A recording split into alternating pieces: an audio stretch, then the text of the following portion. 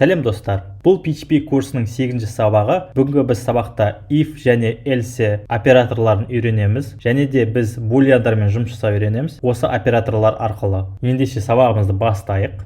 Кодымызды ашу арқылы алдыңғы сабақта жазып кеткен Apple'ға дейін барлығын өшіріп тастайық. Тек осыны ғана қалдырып кетемін. Содан соң астына if шартын салайық. If деп отқанымыз ағылшын сөзінен егерде деген сөз. Содан соң ішіне шартты саламыз, жақшаға салып. Біздер Apple'ды 50-ге теңестіріп көрейік. Ол үшін 2 тең боларын салып кетем. 50 деп жазып қоям. Пробел салып, кейін фигуралық жақшаларды салу керек. Ішіне мен осы шарт сәйкес келетін кездегі орындалатын кодты жазам. Біздер эхо салайық. Тырнақшаға бұл 50-ге тең деп жазып қояйық. Нүкте өтірімізді ұмытпайық. Сақтадым. Парақшаны жаңартып тексеріп көрейік. Бұл 50-ге тең деп шығып тұр. Бұл шартымыз орындалып тұр, өйткені расымен де Apple бізде 50-ге тең. Астына тағы да шарт жазып кетейік. If дейік. If деп отқанымыз егерде деген сөз. Apple 40-қа тең деп қояйық. Пробел, фигуралық жақшалар. Оған да эхо салып кетеміз. Бұл 40-қа тең дейік. Сақтадым. Парақшаны жаңартып тексеріп көрейік. Бұл 50-ге тең деп тұр. Ештеңе өзгерген жоқ. Неге? Өйткені біздің екінші шартымыз орындалған жоқ. Apple бізде 40-қа тең емес. Егерде біз Apple'ды 40-қа ауыстыратын болсақ, сол кезде ғана бізде екінші шартымыз орындалады. Сақтайық. Парақшаны жаңартып тексеріп көрейік. Жаңарттым міне. Бұл 40-қа тең дейді. Расымызда екінші шартымыз орындалып тұр. Екі шартымызда орындалатындай етіп жасайық. Ол үшін мына 50-ге тең демей, біз 50-ден кіші болатын болса деп жазайық. Ол үшін үлкен кіші таңбасын жазамыз. Мына таңбамыз осы тұрғанда Apple 50-ден кішкентай деген мағынаны білдіріп тұр. Ендігіде бізде екі шартта орындалу керек. Сақтадым. Парақшаны жаңартып тексеріп қарайын.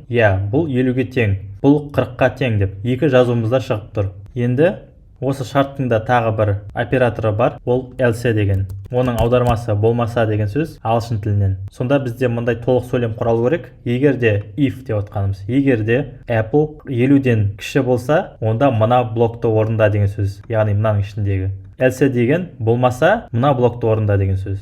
Енді мен осы жерге эхоны салып кетейін ішіне. Бұл 50-ге тең емес деп жазып қояйық. Емес деп леппегесін салып қойдым. Мына астымыздағы if шартын өшіріп тастайық. Ал шартымыздың ережесін манағыдай етіп жазайық. 2 тең болады салып. Сақтадым. Парақшаны тексеріп қарайық. Бұл 50-ге тең емес деп шығып тұр. Неге? Өйткені расыменде бізде ол 50-ге тең емес. Ол шартымыз орындалмай тұр. Мына жерде Apple мәнін біздер алдыңғы сабақта өтіп кеткендей get параметрімен алсақ, ол үшін доллар таңбасын салып төменгі get үлкен әріптермен жазамыз. Тік жақша, содан соң ішіне мәнін жазамыз. Apple дейік біз. Сақтадым. Мына браузерімізде біз URL адреске сұрақ белгісі арқылы жазуымызға болады. Apple дейік. Тең болады 49 дейік. Enter бастым. Бұл 50-ге тең емес деп шығып тұр.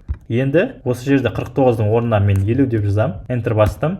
Бұл 50-ге тең деп шығып тұр. Осылайша біздің шартымыз екеуі де орындалып тұр. Браузерден келген ақпаратты алып. Get параметр арқылы ол мәнін алып тұр Apple'дың. Енді сіздерге boolean туралы түсіндіріп кетейін. Мына get'ымызды қайттан алып тастайын да 50 деп жазып қояйын. Одан кейін var dump'ты жазайын. Var dump алдыңғы сабағымызда өтіп кеткендегідей ол айнымалының мәнін көрсетеді, қандай күйінде екенін. Қазір сіздерге boolean қалай орындалатынын көрсетем. Мысалға бізде true деп жазатын болсақ, ол true ағылшын сөзінен шындық деген сөз. Мына төменгі кодты комментировать етіп тастайық. Ол үшін мен Ctrl/, сіздерде Windows болса, Mac болса, CMD/ басамыз. Visual Studio Code өзі автоматты түрде олардың барлығын ауыстырады. Сақтадым.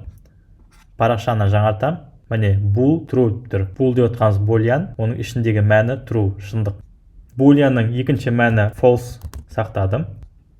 Парақшаны жаңартып, boolean false'ты шығарып көрсетіп тұрмын. Жалпы бұл booleanдар қалай орындалады, соны сіздерге көрсетейін. Мысалға мен жоғары жақта Apple'ды алып 50-ге теңестіріп көрейін. Мен былай жазып тұрмын. Apple 50-ге тең болса деп сақтадым. Парақшаны жаңартып тексеріп қарайық. Бізде boolean true деген шықты. Яғни ол шындық. Расыменде бізде Apple 50-ге тең. Егерде бұл жерде 40 дейтін болсам, сақтаймын. Онда true'дың орнында бізде не шығады? Дұрыс, false шығады. Өтірік. Яғни біз бұл жерде Apple 40-қа ешқандай да тең емес. Біздің жағдайда тек ол 50-ге ғана тең.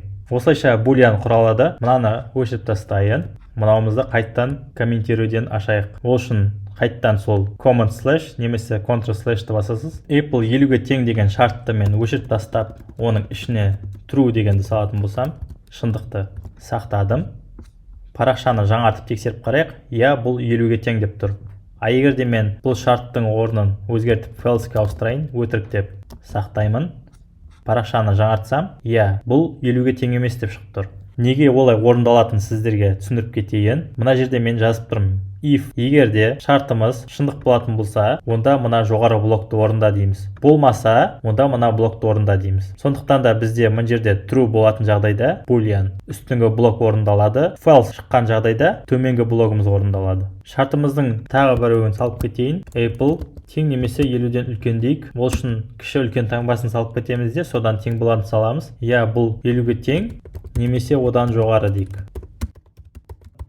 Жоғары. Астына бұл 50-ден төмен деп жазайық. Ден төмен. Сақтадым. Парақшаны жаңартам. Иә, бұл 50-ге тең немесе одан жоғары. Мына жерге мен 50-дің орнына алып тастап 600 санын салайын. Сақтадым.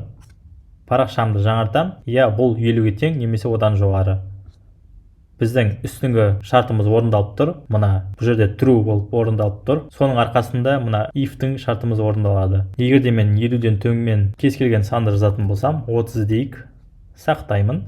Парақшамды жаңартам. Бұл 50-ден төмен деген екінші шартымыз орындалады. Else деген, болмаса деген сөз. Тағы да осының ішіне мен тағы бір шарт жазғым келетін болса, мен осының ішіне жаза беремін. Else деймін да if деймін.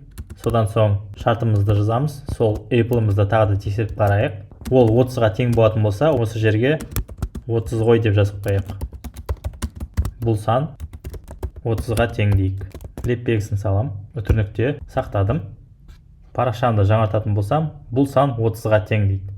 Яғни жоғарыдан бастап орындалады. Бірінші шартымызды тексерді, ол 50-ге тең ба екенін тексерді, 50-ден үлкен ба екенін тексерді. Екі шартымызда сәйкес келмеді, бұл жерде false мәні қалды. Содан соң else if екінші шартымызды тексерді, 30-ға тең ба деп қарады. Бұл жер шартымыз орындалды да true деді. True болған жағдайда біз сол блогымыз орындалады. Бұл сан 30-ға тең деген жазуымыз сәтті шықты. Қайтадан орнына қойып қояйын. 30 деген санымыздың орнына мен кез келген басқа санды жазып кетейін. 20 деп қоям. Сақтадым. Парақшамды жаңартам. Бұл 50-ден төмен деп үшінші біздің блогымыз орындалып тұр. Болмаса деген. Бұл шартымызды алып тастайтын болсақ, екі шартта орындалмаған соң ештеңе бізде орындалмайды. Сақтадым.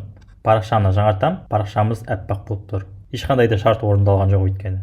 Әзірге if else ережелерін осылай түсініп алсаңыздар болады. Келесі сабақта тағы да біз оларды күрделендіреміз және немесе деген таңбаларды салып көрсетемін. Келесі сабақта кездескенше сау болыңыздар.